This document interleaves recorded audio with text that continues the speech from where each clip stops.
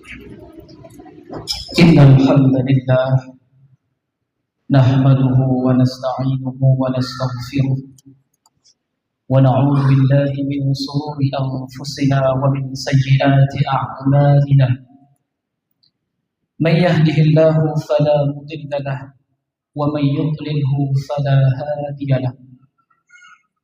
أشهد أن لا إله إلا الله وحده لا شريك له وأشهد أن محمدا عبده ورسوله.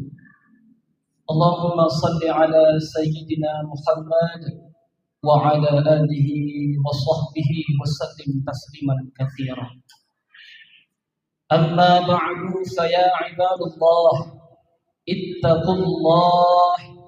اتقوا الله حق تقاته ولا تموتن إلا وأنتم مسلمون. قال الله تعالى في كتابه الكريم: أعوذ بالله من الشيطان الرجيم. بسم الله الرحمن الرحيم. واخفض لهما جناح الذل من الرحمة وقل رب ارحمهما كما ربياني صغيرا. وقال النبي صلى الله عليه وسلم في الحديث: لا يدخل الجنة قاطع رحيم. صدق الله العلي العظيم وصدق رسوله النبي الكريم ونحن على ذلك من الشاهدين والشاكرين والحمد لله رب العالمين. Hadirin sidang jamaah Jumat yang dimuliakan Allah Subhanahu wa taala.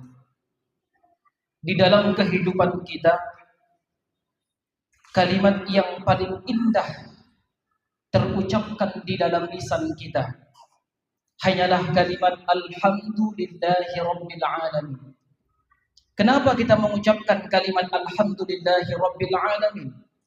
Karena jikalau tidak terlepas daripada nikmat-nikmat yang diberikan Allah Subhanahu wa taala, rasanya kita sebagai hamba Allah tidak akan bisa mengerjakan aktivitas kita sehari-harinya. Tanpa dengan nikmat yang Allah berikan kepada kita, mungkin barangkali kita tidak akan bisa mengerjakan apa yang bisa kita kerjakan. Maka tanda kita sebagai hamba Allah yang beriman kepada Allah, hamba Allah yang bersyukur kepada Allah, yang Allah minta tiada lain dan tiada bukan, hanya mengucapkan kalimat alhamdulillahi rabbil alamin. Kita bersyukur kepada Allah Subhanahu wa taala. Kita bersyukur kepada Allah atas segala nikmat yang Allah berikan. Ketika kita dalam keadaan bahagia, kita mengingat Allah Subhanahu wa taala. Maka niscaya ketika kita dalam keadaan duka, kita dalam keadaan begitu banyak masalah yang diberikan Allah, niscaya Allah Subhanahu wa taala akan mengingat kita. Tapi apa yang terjadi hadirin yang dimuliakan Allah? Saat sekarang ini begitu banyak kita perhatikan di antara manusia, ketika mereka diberikan Allah Subhanahu wa taala nikmat yang begitu banyak, ketika mereka dilimpahkan rezeki oleh Allah, ketika mereka diberikan pangkat yang tinggi, mereka lupa kepada Allah Subhanahu wa taala. Tapi ketika dalam keadaan duka, ketika dalam keadaan begitu banyak persoalan di dalam kehidupannya, mungkin barangkali di rumah tangganya, mereka baru mengingat Allah Subhanahu wa taala. Sungguh ini merupakan salah satu perbuatan yang tidak diinginkan Allah. Akan tetapi kita sebagai hamba Allah mengingat Allah dalam keadaan kita senang, diberikan Allah kita begitu banyak harta, kita mengingat Allah dengan mengucapkan alhamdulillahi rabbil alamin. Maka hadirin sidang jamaah Jumat yang dimuliakan oleh Allah Subhanahu wa taala, khatib tidak pernah bosan-bosannya mengajak kita untuk senantiasa meningkatkan kualitas takwa kita kepada Allah Subhanahu wa taala dengan sebenar-benar takwa. Para alim ulama mendefinisikan takwa ialah imtithalu awamirillah wajatanibun nawahi, menjunjung segala perintah Allah dan menjauhi segala larangannya Allah Subhanahu wa taala. Kemudian salawat dan salam semoga tetap tercurahkan keharibaan junjungan alam, yakni baginda Nabi besar Muhammad sallallahu alaihi wasallam. Mudah-mudahan kelak kita mendapatkan syafaat daripada Rasulullah dengan salawat yang kita bacakan sekurang-kurangnya dengan mengucapkan Allahumma salli ala sayyidina Muhammad wa ala ali sayyidina Muhammad. Hadirin sidang jamaah Jumat yang dimuliakan Allah Subhanahu wa taala. Izinkan khatib untuk Jumat kali ini menyampaikan tentang dosa-dosa yang Allah segerakan hukumannya di dunia. Kenapa Allah segerakan hukumannya di dunia? Begitu banyak dosa-dosa yang kita ketahui, salah satunya berzina. Salah satunya kita meninggalkan perintah Allah, yakni meninggalkan sholat. Tapi hadirin yang dimuliakan oleh Allah Subhanahu wa ta'ala, banyaknya dosa yang akan Allah berikan ganjarannya, tapi tidak dengan dosa ini. Allah akan berikan ganjaran nanti ketika di hari akhirat, tapi pada saat kita masih di dunia ini, Allah Subhanahu wa ta'ala pun akan memberikan ganjaran. Apa itu? Pada Jumat kali ini khatib akan menyampaikan dua saja. Yang pertama, hadirin yang dimuliakan oleh Allah Subhanahu wa ta'ala, adalah hukukil walidain, bagi mereka yang durhaka kepada kedua orang tua.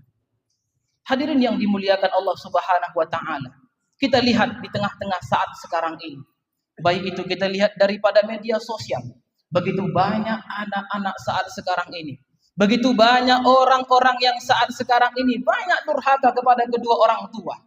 Antara lain terkadang bagaimana mereka bisa durhaka kepada orang tua? Mereka jauh dari Allah Subhanahu wa ta'ala. Orang yang durhaka kepada orang tua jelas bahwasanya mereka bukan hanya akan diberikan ganjaran nantinya di hari akhirat, tapi di dunia Allah Subhanahu wa ta'ala juga akan memberikan secara spontan hukuman ganjaran ketika mereka durhaka kepada orang tua. Ketika saat sekarang ini hadirin yang dimuliakan oleh Allah Subhanahu wa ta'ala, mereka menganggap orang tua tidak ada lagi harga dirinya. Mereka tidak tahu 9 bulan lamanya orang tua mengandung kita. Mereka tidak tahu bahwasanya orang tua yang sudah menyusui kita 2 tahun lamanya. Maka hadirin yang dimuliakan oleh Allah Subhanahu wa ta'ala, jikalau ada saat sekarang ini anak yang durhaka kepada orang tua, rasanya tidak akan pantas. Bahkan jikalau mereka ingin mengembalikan ataupun mengembalikan jasa yang diberikan orang tuanya kepada mereka, tidak akan pernah untuk membalaskan jasa yang telah diberikan orang tuanya kepada mereka. Mereka menganggap saya akan menggendong orang tua saya pergi ke kota Mekah. Maka hadirin yang dimuliakan oleh Allah Subhanahu wa ta'ala, tentu itu tidak akan dapat melunasi jasa daripada orang tua. Tapi apa yang dapat melunasi? Tidak ada apapun yang dapat melunasi jasa daripada orang tua. Hanya dapat kita berbakti kepada kedua orang tua. Ketika mereka saat sekarang ini masih ada, kita berbakti kepada orang tua. Tapi hadirin yang dimuliakan Allah Subhanahu wa ta'ala, ketika mereka tidak ada lagi bersama kita di dunia, apa yang bisa kita berbaktikan kepada mereka? Tiada lain dan tiada bukan hanya kalimat doa yang dapat kita kirimkan kepada mereka. Maka Allah Subhanahu wa ta'ala berfirman di dalam Al-Quran, "Wahfid lahum janahal dhulli minar rahmah." Rendahkanlah dirimu di hadapan keduanya dengan penuh kasih sayang. Wa qur rabbirhamhuma kama rabbayani shaghira. Kemudian kita berdoa kepada Allah Subhanahu wa ta'ala, mudah-mudahan orang tua kita dikasihani Allah Subhanahu wa ta'ala, menyayangi oleh Allah Subhanahu wa ta'ala sebagaimana mereka menyayangi kita di waktu kita kecil. Maka hadirin yang dimuliakan oleh Allah Subhanahu wa ta'ala, itu dosa yang pertama yang akan disegerakan Allah hukumannya di dunia, yakni orang yang hukukil walidain, durhaka kepada kedua orang tua. Hadirin sidang jamaah Jumat yang dimuliakan Allah Subhanahu wa ta'ala. Kemudian apa yang kedua? Yang kedua adalah qati'ur rahim. Orang yang suka memutuskan tali persaudaraan. Ini merupakan orang juga nantinya yang akan Allah segerakan hukumannya di dunia. Terkadang kita saat sekarang ini hadirin yang dimuliakan Allah Subhanahu wa ta'ala, mungkin di antara kita ada yang berselisih paham. Mungkin berselisih daripada segi perekonomian kita. Mungkin ada masalah dengan pekerjaan kita dengan orang lain, membuatkan kita memutuskan tali silaturahmi. Tapi hadirin yang dimuliakan oleh Allah Subhanahu wa ta'ala, ketika silaturahmi ini terputus, maka disitulah kita akan mendapatkan azab dari Allah Subhanahu wa ta'ala yang akan disegerakan Allah di dunia. Maka hadirin yang dimuliakan oleh Allah Subhanahu wa ta'ala, dengan tegas Rasulullah sampaikan kepada kita di dalam hadisnya, la yadkhulul jannata qati'ur rahim, kata Rasulullah, tidak akan masuk surga bagi mereka orang-orang yang suka memutuskan tali silaturahmi. Maka hadirin yang dimuliakan oleh Allah Subhanahu wa taala, ini perlu kita ketahui. Ketika kita ada berbuat dosa kepada Allah Subhanahu wa taala, haqqullah, kita berbuat dosa kepada Allah, bisa Allah maafkan dengan kita berdoa, dengan kita berzikir kepada Allah, dengan kita melaksanakan salat, kita berinfak sedekah, Allah maafkan dosa kita kepada Allah Subhanahu wa taala. Tapi yakin hadirin, ketika kita berbuat dosa dengan manusia, hakul adami, ketika kita berbuat dosa kepada orang lain, yakinlah bahwasanya dosa itu tidak akan bisa hilang kecuali dengan cara kita langsung meminta maaf kepada orang yang bersangkutan. Maka hadirin yang dimuliakan Allah Subhanahu wa taala, ketika saat sekarang ini kita ada bermasalah dengan orang, tentu kita lebih cepat ingin meminta maaf kepada mereka. Kenapa? Karena dosa tersebut tidak akan Allah maafkan sebelum kita langsung memaafkan, sebelum kita langsung meminta maaf kepada orang yang bersangkutan. Hadirin sidang jamaah Jumat yang dimuliakan Allah Subhanahu wa taala. Tentu di antara dua dosa yang Khatib sampaikan pada hari yang berbahagia ini kepada kita semuanya, semoga dengan dosa-dosa yang disampaikan kita pada hari ini, kita tidak mampu ataupun kita tidak ingin bahwasanya dosa tersebut berada pada diri kita. Maka hadirin yang dimuliakan Allah Subhanahu wa taala, mari sama-sama kita menjaga diri kita. Kita menjaga saat sekarang ini apa yang membuatkan Allah murka kepada kita. Tentu kita sejatinya sebagai hamba Allah Subhanahu wa taala tidak akan menginginkan kita menjadi hamba yang dilaknat Allah. Kita hanya menginginkan bagaimana kita segala aktivitas yang kita lakukan sekarang ini, aktivitas yang diridhai Allah Subhanahu wa taala. Mudah-mudahan dengan khutbah yang amat singkat yang dapat Khatib sampaikan pada hari yang berbahagia ini bermanfaat bagi kita semuanya, khususnya bagi diri Khatib secara pribadi. Amin. Amin ya rabbal alamin. Alhamdulillahi rabbil alamin. Wassalatu wassalamu ala sayyidina Muhammadin wa ala alihi wa sahbihi ajma'in. Asyhadu an la ilaha illallah wahdahu la syarika lah wa asyhadu anna Muhammadan abduhu wa rasuluh. Allahumma salli ala sayyidina Muhammad wa ala alihi wa sahbihi wa sallim tasliman katsiran. Amma ba'du, fa ya ibadallah ittaqullaha haqqa tuqatih wa la tamutunna illa wa antum muslimun. Qala Allah ta'ala fi kitabihil karim, a'udzu billahi minasy syaithanir rajim. Bismillahir rahmanir rahim. Wakhfid lahuma janaha dhulli minar rahmah wa qur rabbirhamhuma kama rabbayani shaghira. Barakallahu li wa lakum fil Qur'anil azim wa nafa'ani wa iyyakum bima fihi minal ayati wadh-dhikril hakim wa taqabbala minna wa minkum tilawatahu innahu huwal ghafurur rahim.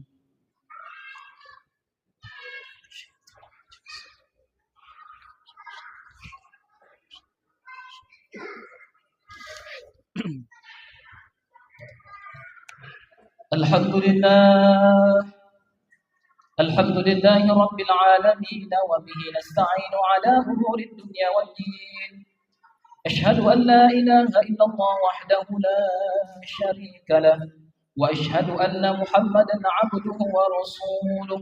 Allahumma shalli ala sayyidina Muhammad wa ala alihi wa sahbihi wa sallim tasliman katsira.